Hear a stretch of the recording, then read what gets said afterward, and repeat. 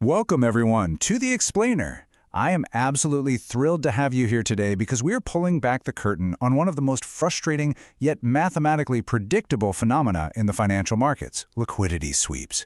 If you've ever felt like the market is literally out to get you, well, you're in the right place. We're going to completely decode the logic behind the chaos. Okay, let's dive into this. We've all experienced this universal pain point, right? You analyze the chart, you place your trade, you set a sensible stop loss to protect your capital, and then bam! The market wicks down, stops you out by a single pip, and immediately rockets exactly in the direction you originally predicted. I mean, it feels personal, doesn't it? But as you're gonna see today, it's not bad luck. It's strictly structural. Here is our roadmap for today's explainer. We'll be transitioning from raw retail frustration into cold, hard, institutional logic. We'll start with the stop-loss trap, look at the mechanics of institutional liquidity, deconstruct the anatomy of a sweep, learn to spot the fake-out, and finally jump right into trading the reversal. Section 1. The stop-loss trap. Retail frustration versus institutional logic. To really understand this classic David versus Goliath dynamic of the market, we've got to define our core concept. A liquidity sweep is a deliberate, temporary move beyond a well-defined level to trigger a cluster of stop losses before rapidly reversing. Now, I want to emphasize right out of the gate, this isn't some grand conspiracy against you. It is a functional requirement. You see, large institutional players, banks, hedge funds, they can't just click buy like we do without causing massive price slippage. They desperately need huge amounts of counterparty liquidity to fill their massive orders. So simply put, your stop loss is their entry liquidity. This really brings us to a fundamental difference in how the market is approached. Retail traders are mostly reactive, right? We're taught to buy when price breaks resistance and sell when it breaks support. It's this whole breakout chasing mentality. But smart money, they are strategic. They are anticipatory. They don't chase obvious breakouts. They actively create them to set traps. When the retail crowd rushes in to buy what looks like a breakout, smart money is just sitting there, waiting to sell into that surge of liquidity. Section 2. Mechanics of institutional liquidity. Let's dig into the math behind the move. So the crucial point is that this phenomenon is entirely mathematically documented. Look at this quote from C.L. Osler's research published by the Federal Reserve. It states that stop-loss orders generate a mechanical positive feedback loop. Think about it for a second. A stop-loss for a long position is technically a sell order. When price drops and hits a cluster of these, it triggers a tidal wave of market sell orders. This pushes the price down even further, triggering even more stops. It essentially forces a rapid price cascade that institutions can just perfectly absorb. In the world of quantitative finance, there's actually a specific metric to measure when this is happening. It's called VPIN, or Volume Synchronized Probability of Informed Trading.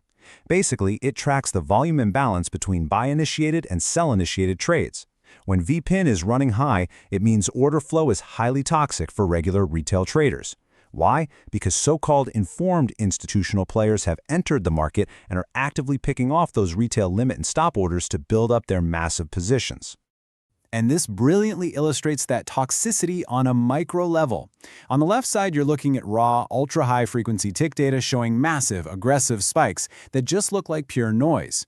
But when it's corrected over on the right, the smoother, true trend is revealed. Those raw spikes you see, those are the exact moments retail stops are being swept at absolutely blistering speeds. Moving on to Section 3, Anatomy of a Sweep. Let's deconstruct this trap. So liquidity pools generally fall into two main categories. First up, we have buy-side liquidity, or BSL. This sits right above obvious swing highs. And who exactly is trapped up there? Short sellers whose stop losses are triggered as market buy orders. Smart money essentially uses those buys to enter their own short positions, which leads to a bearish reversal. On the flip side, sell-side liquidity, or SSL, rests below swing lows. Long buyers have their stops there, which execute as sells. Institutions scoop up those sells to go long, sparking a bullish reversal. It's a perfect continuous trap. This entire process is perfectly captured in what's known as the AMD model. First comes phase 1, accumulation, where price ranges and builds up resting orders on both sides of the market. Next is phase 2, manipulation. This is the sweep itself, where price fakes a breakout to trigger one side of that liquidity. Once the big institutions have filled their massive orders against those trapped traders, we enter phase 3, distribution. That's where the true intended directional move finally happens. Now, here is a truly surprising stat that shows just how predictable we can be. An estimated 80% of retail stop losses cluster within just 1 to 2% beyond obvious highs or lows. I mean, we are practically drawing a giant bullseye on our positions. This makes these zones perfect, highly efficient magnets for smart money algorithms to hunt. Section 4. Spotting the fakeout. We really need to know the difference between a real breakout and a liquidity sweep. The visual difference on a chart is actually pretty stark once you know what to look for. A true breakout shows a clean break of structure. It pushes through a level with sustained momentum and volume and closes strongly beyond it.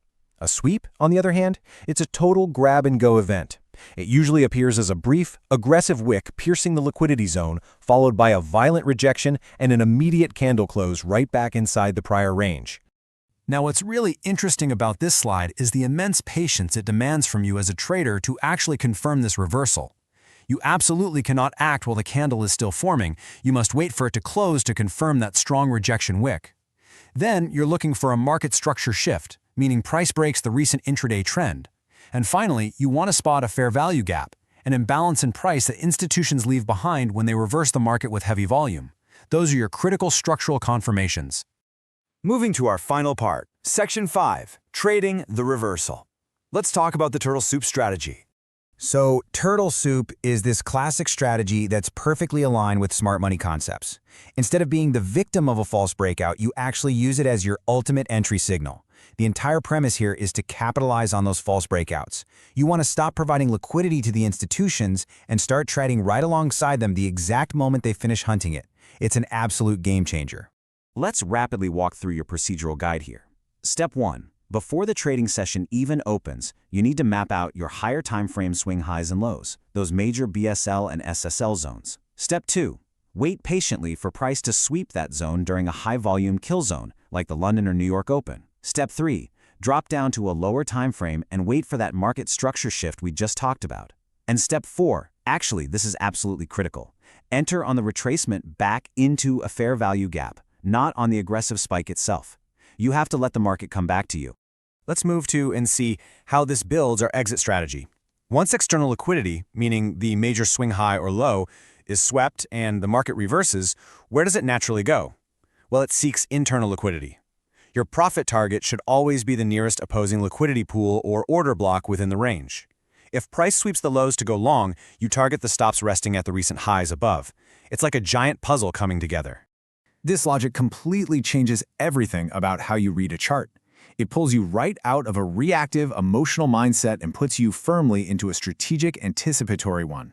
So I'll leave you with this final provocative thought as you head off to study your charts today. When you place your next trade, are you providing liquidity for the institutions, or are you hunting it alongside them? Thanks so much for joining me on this explainer. Keep learning, stay focused on those key levels, and I'll catch you next time.